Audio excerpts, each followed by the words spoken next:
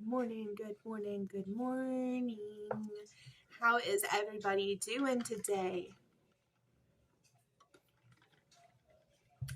Happy Monday morning. Are you having a good Monday? I hope that you are. I'm having a pretty good week. So we're gonna just roll with that. Everything's been going pretty splendidly. So I have a new book review for you guys. My first 5-star read of the month of, what month are we in? March. And that's Girl Abroad by Elle Kennedy. It should be no surprise to you that a Elle Kennedy book was a 5-star read for me. If you've been following me since I discovered her about a month ago, I am obsessed with Elle Kennedy. Like, I read The Graham Effect probably a month ago and just laughed and chuckled and swooned and the whole 9 yards, and I was like, I really like this girl's writing style, and I have not been in a rom-com kind of place for a while now, so the fact that I've been reading pretty exclusively rom-coms the last 2 months is crazy. If you would have told me last year that I'd be reading rom-coms this year, I'd be like, what? But it just happens like that sometimes. You never know like what kind of flow you're going to get into with reading. Last year was my high fantasy year. I read Stormlight. I read all kinds of fantasy. I read Red Rising. Like, I read a lot of fantasy last year. And I'm still into fantasy. I'm just kind of being a little bit more picky and choosy. I've had a couple that just I thought were going to be amazing and really fell flat for me. So yeah. We're just kind of being a little picky and choosy. I still have, like I said, about 4 fantasy novels on my shelf back there from my Christmas haul that need to get read. The new Jennifer Armentrout. Hold on, let me take a look.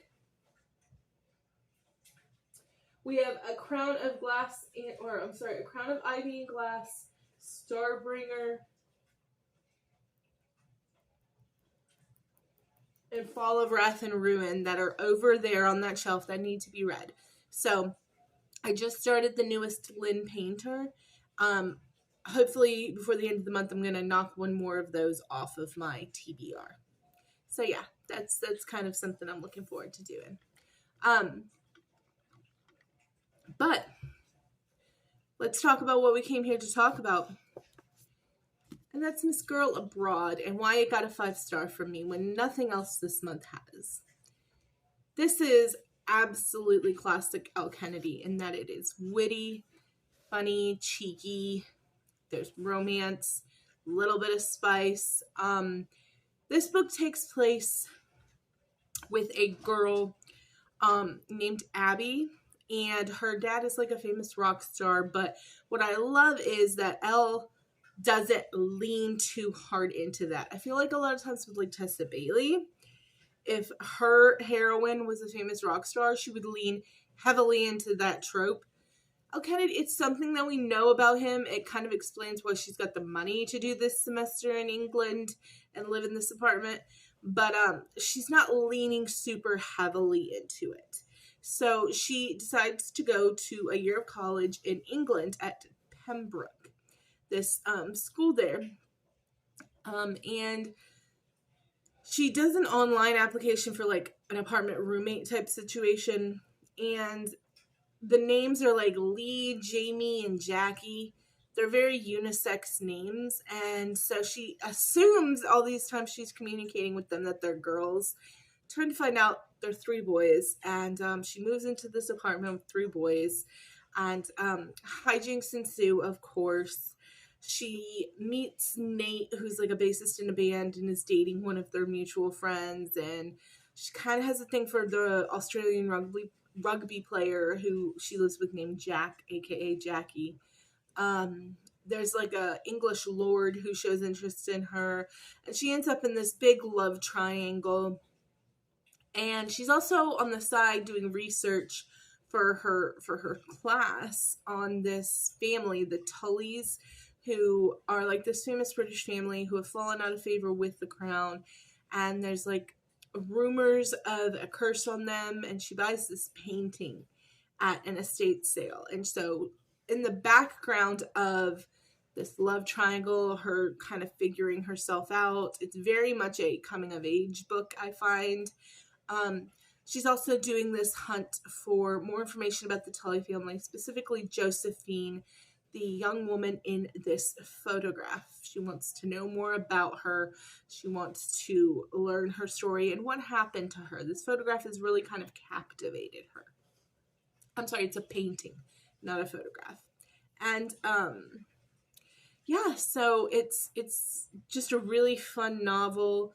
Like I said, it's a rom-com, so lots of hijinks and hoodwinks going on, you know, people walking in on people, you know, misconstruing situations, and I just really enjoyed it. It's if I were to give it a trope, I would say it's very coming of age, as well as like love triangle, have to pick between 2 or 3 boys. Really, it's 2 main ones. The Lord has all this stuff going on, and he's never really like an option, though he does come on to her, but she very quickly is like, that's not an option for me. But yeah, I really thoroughly enjoyed it. It's very classic Elle Kennedy. If you've read Elle Kennedy's other stuff, then you will like it. It felt strange to me a little bit at first to read something Elle Kennedy that wasn't like, I didn't know the characters, because I've, you know, been binging this Briar University stuff. Started with the Graham Effect and went back and read the parent story. Now I'm reading the sub story for that.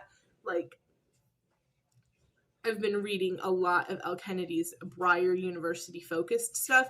So at first I was like, I have to get to know a whole new set of characters. I don't know who any of these characters are.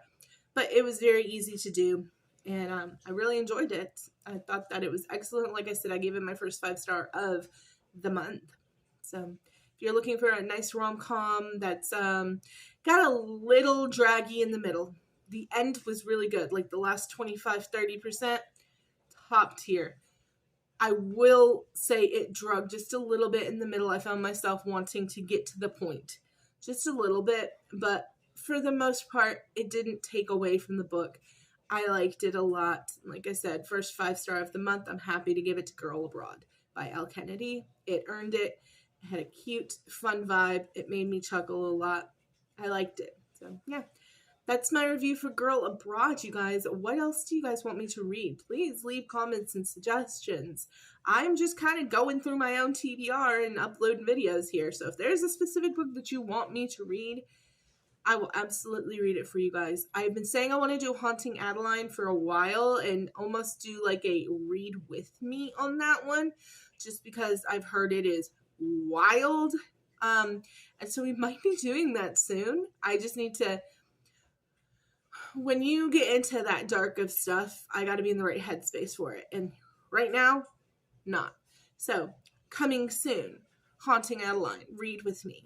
Let's get my reactions. But yeah, I love you guys so much. Thanks for liking, subscribing, sharing.